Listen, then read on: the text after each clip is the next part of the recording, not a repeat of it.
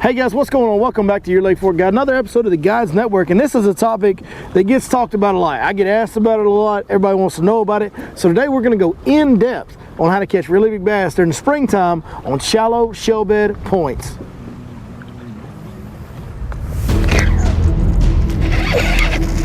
That might be a big one, folks.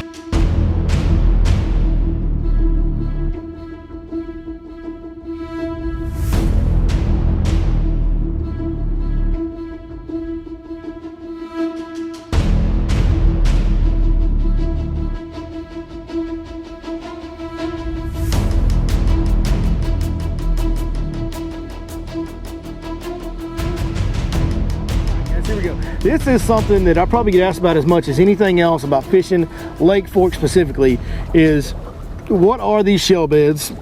How do you fish them?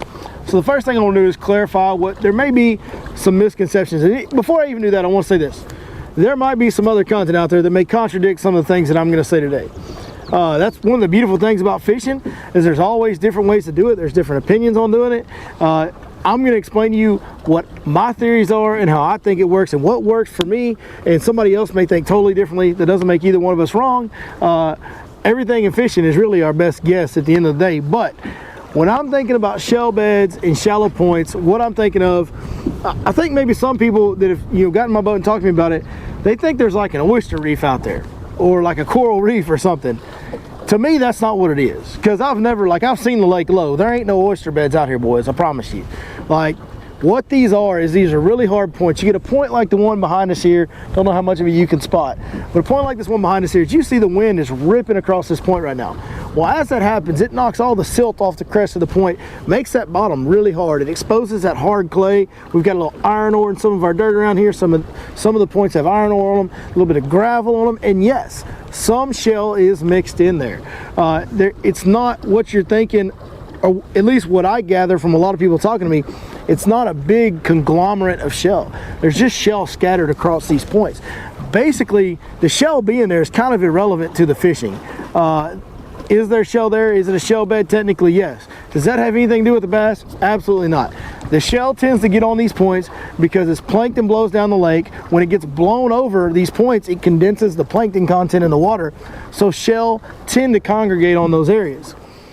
Shad also eat plankton, so when that wind is blowing over that point, condensing that plankton over the top of that point, the shad tend to gather there. That's one big key component to this deal, is you really need to have wind to have success on these shallow, hard points.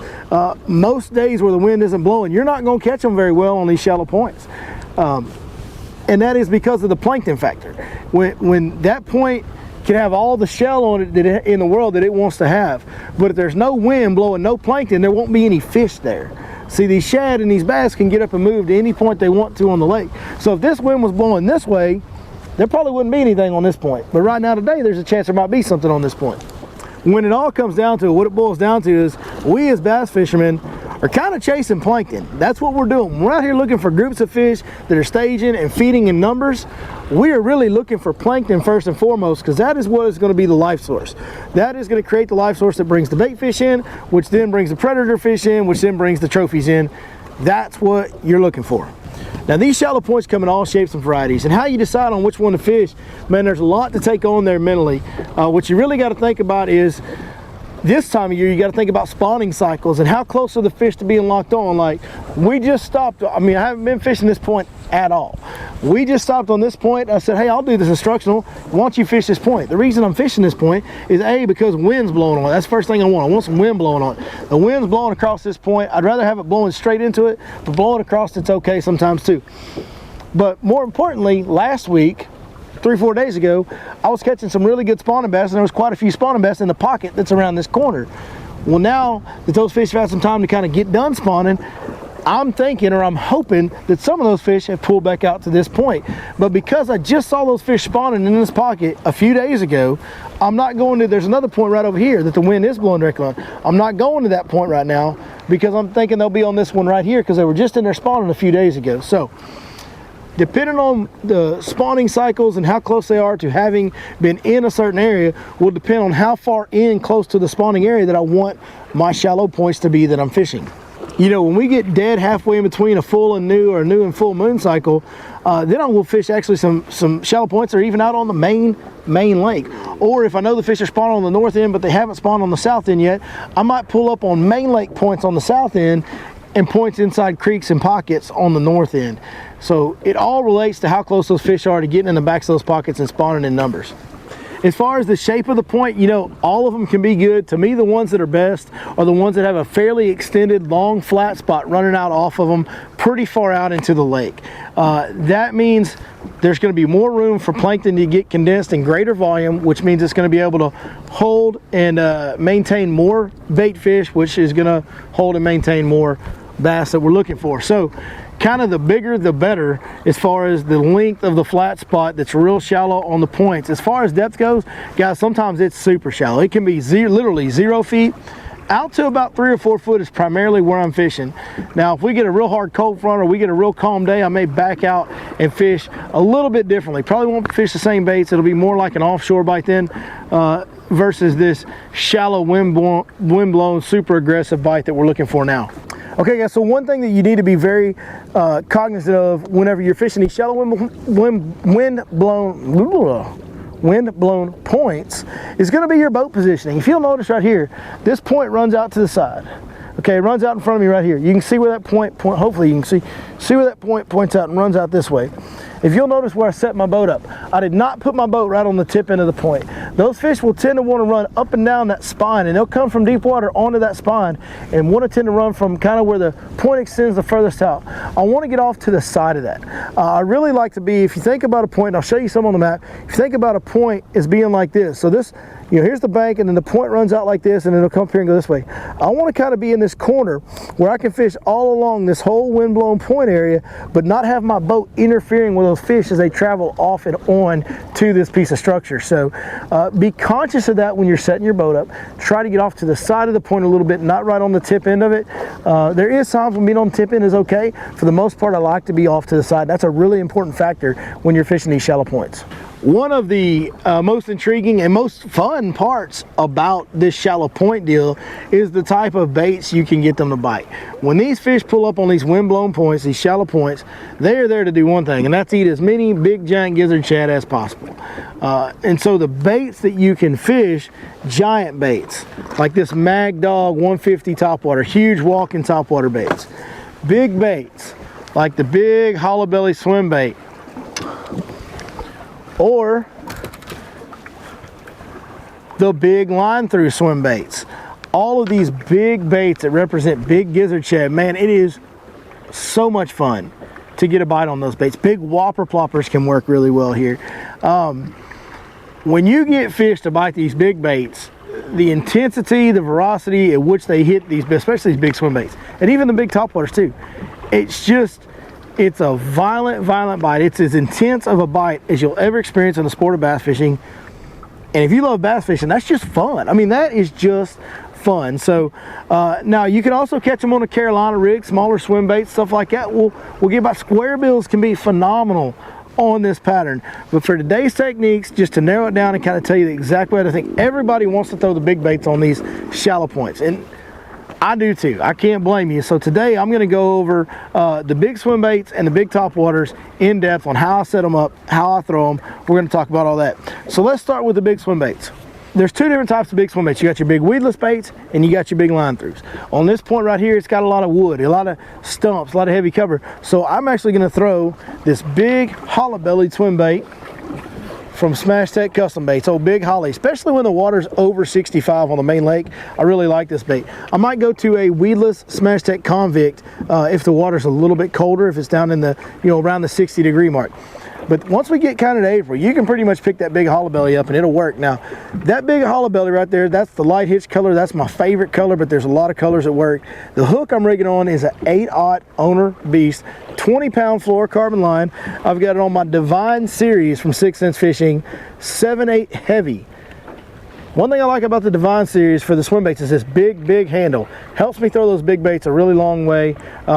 you know, one thing about big swim baits is these fish are going to want to follow them for a long distance. So you need to make long casts to give those fish some time to get in behind, trail it, and follow it before they'll commit to it. That's kind of what they tend to do with these big baits. But I like that Divine Series big rod because it's got this big handle, allows me to make those long casts. And this 7/8 heavy, guys, it is a 7 foot 8 inch broomstick.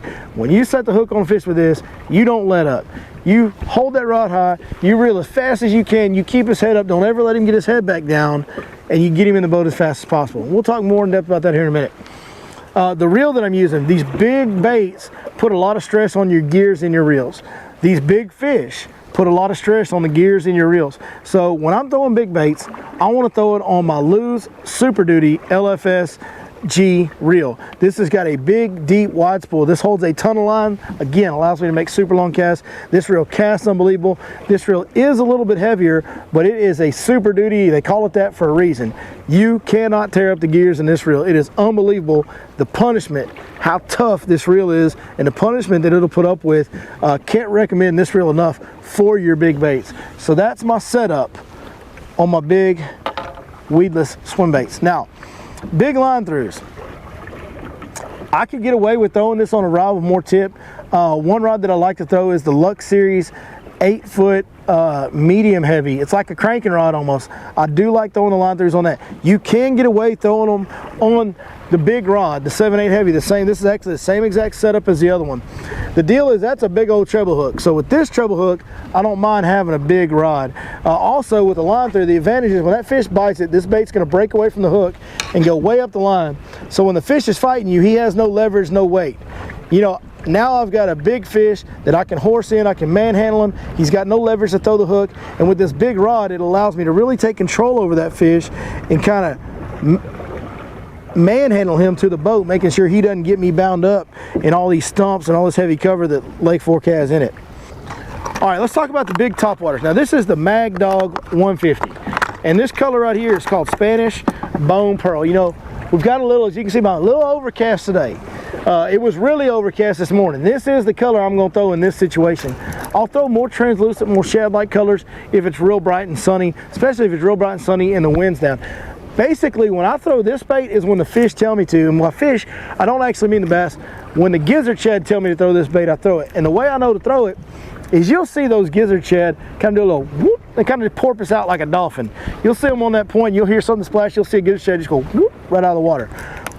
When they do that, they're running from a bass. When I start seeing those gizzard shad hop along the surface, you know, skid along the surface, running for their life, it's time to pick up the biggest topwater I own. And boys, if you see those gizzard shad skipping across the surface and you get this big old topwater in there and go to walking it right in that area and you get it there fast right when it happens, it's virtually a guarantee you're about to catch one 4 or 5 pounds or way bigger.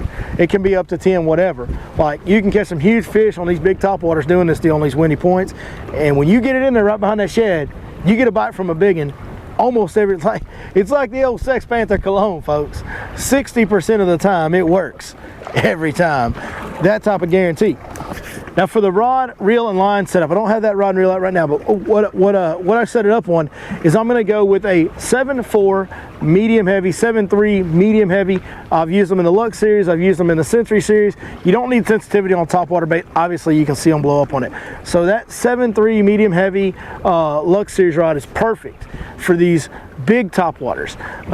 Now one thing that I do different, when I have a big hooked topwater, if I was throwing a little popper that had small hooks, I wouldn't do this, but on these topwaters that have these really big treble hooks, I'm going to go ahead and use 30-pound braid.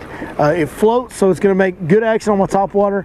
I don't need stretch to absorb the bite. I can see them hit it, I know when they've got it, and it just gives me control over that fish. Again, sometimes on these lakes in East Texas, like Lake Fork, especially Lake Fork, as thick as the cover is, every stump you see, there's a million stumps under the water you don't see.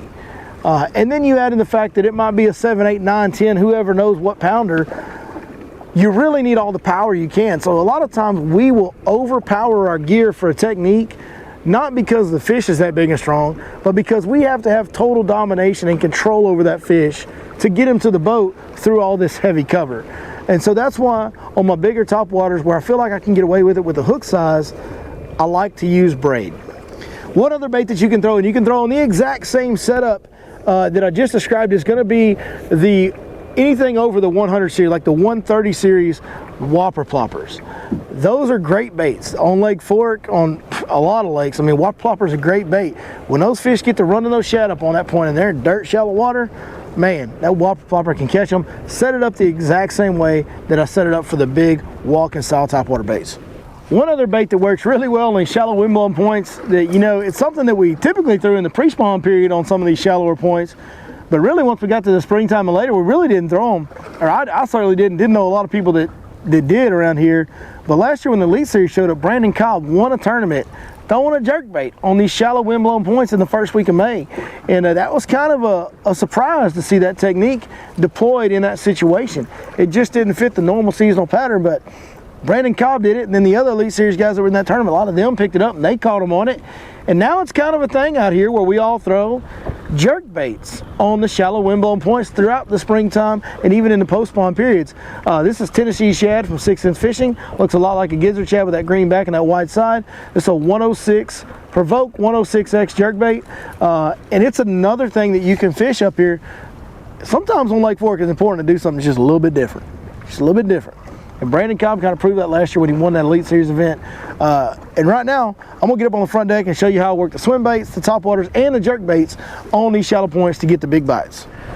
All right, so the first one I'm gonna start with is gonna be the simplest one. We're gonna talk about the swim bait, more importantly, the weedless swim bait. This is by far the simplest one to fish technique-wise.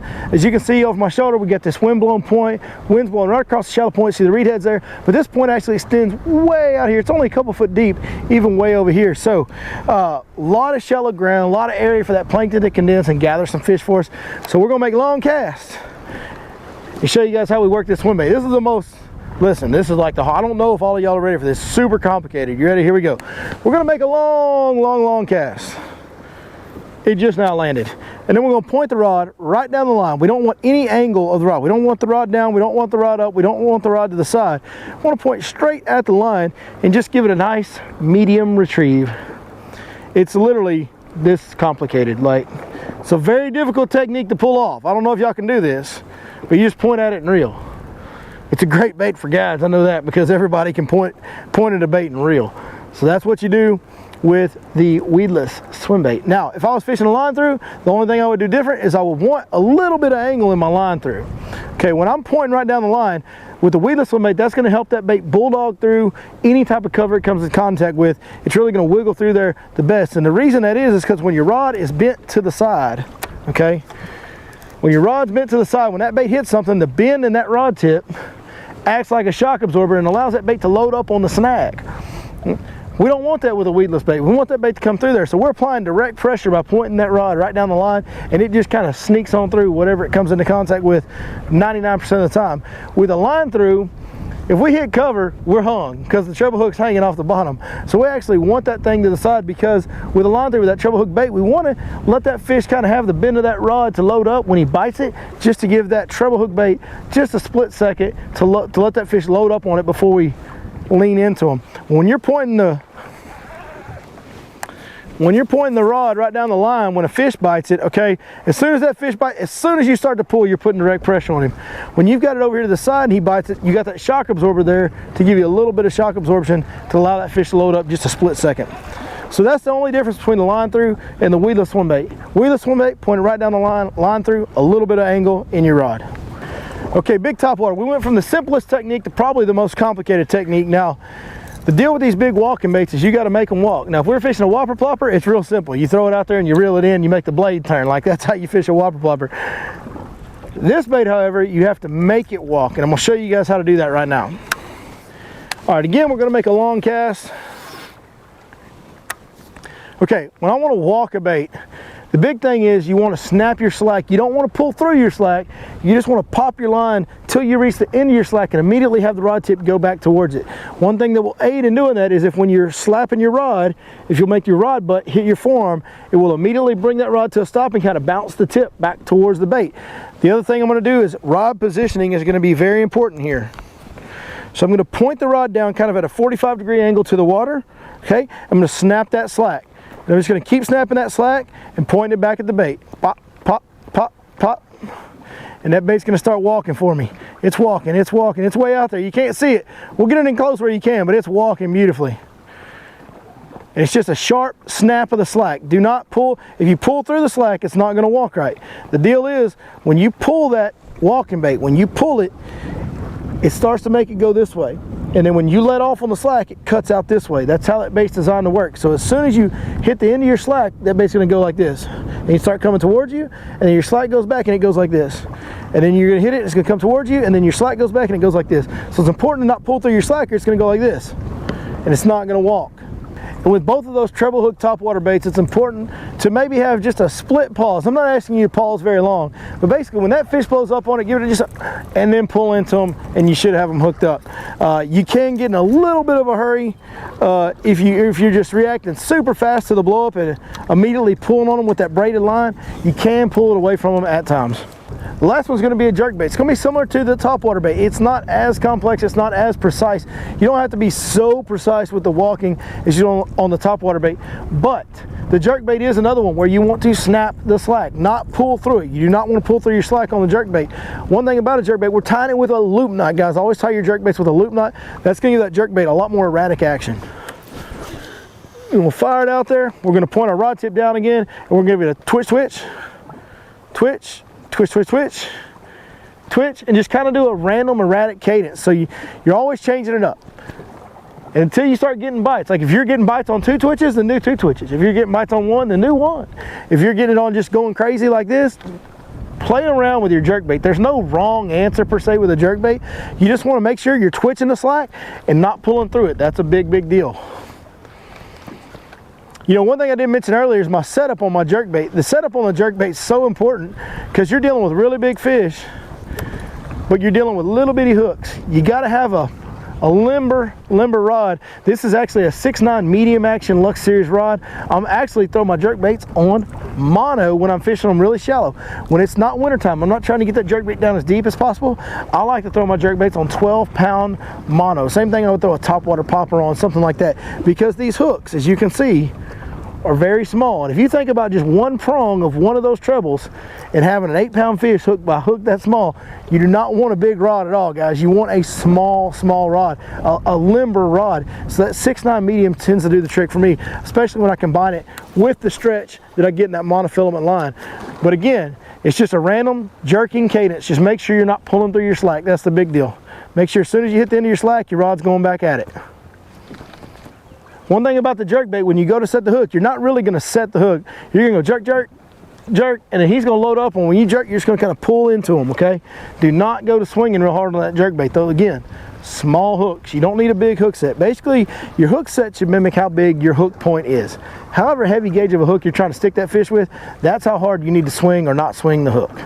All right, guys, there's my explanation on shallow shell bed points in the springtime. Hey, man, this can be the pattern to hit the biggest home run of the year. You find these big fish, you find them grouped up on one of these shallow points, you get them pinned up there in that dirt shallow water. It can be unbelievable what can actually go down at times when you hit it just right. You know, hopefully this video helps you. Maybe it brought a little different perspective than what you might have been used to hearing on this deal. It's not an overcomplicated thing. It's not an over-scientific thing. It's shallow points with wind on them. If you're there when the bait fish are there, the bass will probably be there. If you get the right baits in front of them, you will catch some big ones real fast. So try these tips out. Hopefully they help you going forward. We appreciate you guys watching. Hey, get over there to 6centsfishing.com. When you do, punch in that code, your Lake Fork Guide, you'll get a 10% discount on all orders. They are linked below as always. If you need some big swim baits, go check out Smash Tech Baits. They're linked below as well. Also want to give a big shout out to Lou's fishing reels. You guys see me throwing the big Super Duty we talked about on the big baits. I like to throw the Hyper Mag on my smaller rods because it handles light baits really well. I can throw light baits in the wind with ease. I fish so many days a year, so many different varying skill levels of people using my equipment, and these Lou's reels hold up and do a really good job of being A, sharp looking reels, B, super light, and C, really efficient and effective for all skill level of anglers. So go check out Lou's reels. They're linked below as well. Hey, most importantly, appreciate each and one of you guys for watching today. Hope this helps you catch more and bigger fish, and we'll see you next time right here on your Lake Fork Guide.